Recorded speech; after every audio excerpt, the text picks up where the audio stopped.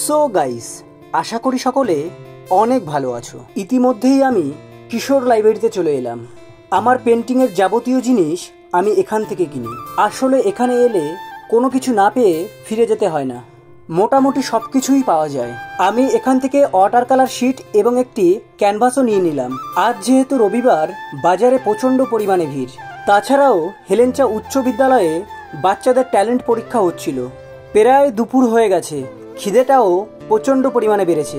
তাই আমি চলে এলাম দাদাভাই বিরিয়ানিতে। আমাদের এখানে সব জায়গার বিরিয়ানি আমার খাওয়া হয়ে গেছে, কিন্তু খুব একটা ভালো পাইনি। কিন্তু এখানকার বিরিয়ানি সত্যি খুব সুন্দর ছিল। আজ একটু আউটড্রায়ে বেরিয়েছিলাম। এত সুন্দর একটা জায়গা, এখানে ছবি আঁকবো না সেটা কখনো হতেই পারে না। আসলে ছবি আঁকার জন্য একটি শান্তিময় পরিবেশের প্রয়োজন, যেটা আমি এখানে পেয়ে গেছি। যাই হোক, আমার এই চ্যানেলের সঙ্গে যুক্ত থাকুন। দেখা হচ্ছে পরবর্তী ভিডিওতে।